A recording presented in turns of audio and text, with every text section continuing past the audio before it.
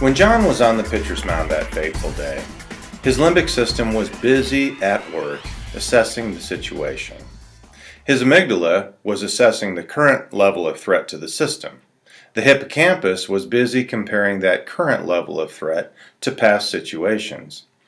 The intimidating nature of his coach posed a threat to his psychological comfort and his place on the team. The threat of playing against an intense rival added to the situation. John's own internal drive to pitch to perfection added fuel to the fire.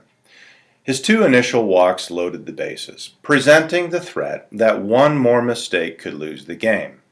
This pressure caused the thermostat to kick on to the autonomic nervous system, dumping additional adrenaline and epinephrine into the system, causing John to tense up and steer his next pitch rather than throwing it.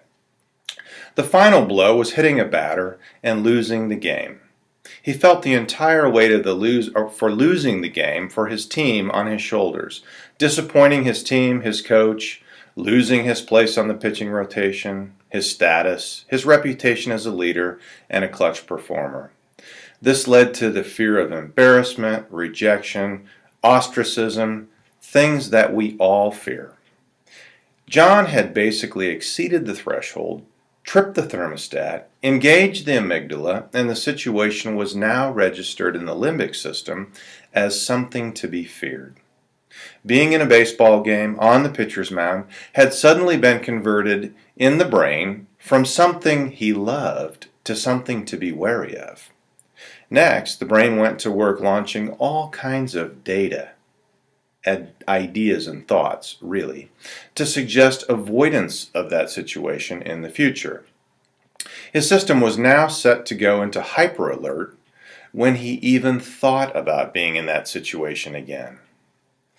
This activity often manifests itself in the brain as playing out the worst case scenario over and over again.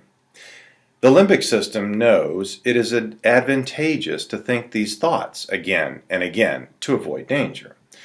John isn't actively, consciously authorizing this overthinking procedure. The limbic system does that all on its own. It comes pre-wired to think these thoughts prolifically. That's how signal strength is increased in the brain. Add to this the fact that the limbic system is strong and fast by design, and it makes for the perfect storm.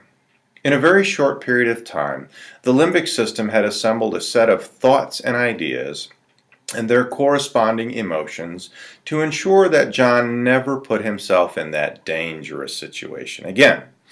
The problem is, of course, that John was not in any real danger. He was not being chased by a wild animal or dealing with an intruder who had a gun to his head. His dangerous situation amounted to possible embarrassment, letting his team down, disappointing his coach, losing a starting position. These are not great things, of course, but certainly not cause for being amped up enough to fight a bear or run for your life. His amygdala simply misinterpreted the level of danger, tripped the alarm, alerted the rest of the limbic system, and it was on from there. It would be nice if we could just erase this error message in the system and reboot, but alas, we cannot. The system is not set up to work that way, and thank God for that.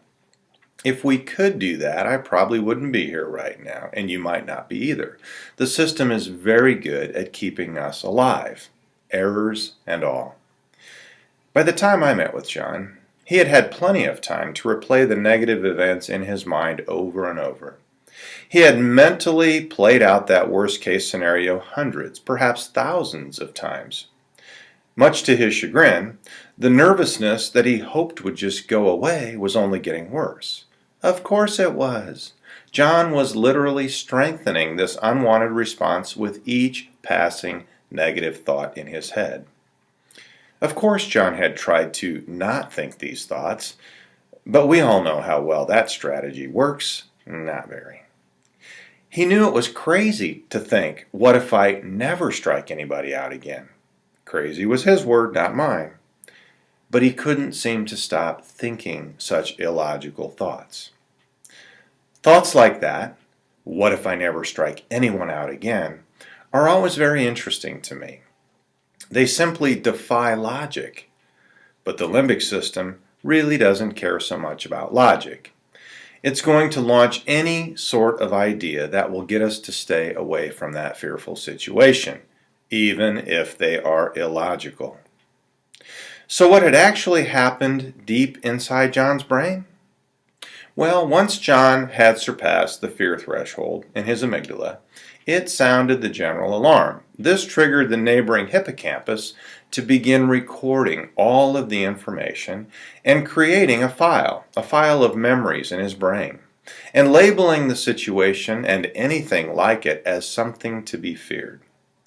This information then reached the thalamus and the hypothalamus, triggering the system's autonomic response, fight or flight. This caused John to get nervous and tense up, which ultimately led to disaster. From that event forward, John's limbic system was hard at work developing thoughts and ideas, reasons really, to avoid the situation in the future.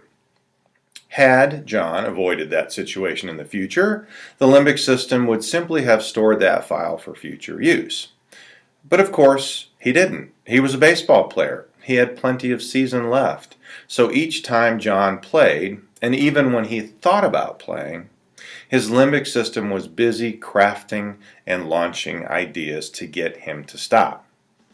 Since the limbic system is very strong and very fast, it didn't take very long to create a robust set of ideas that John now had to deal with.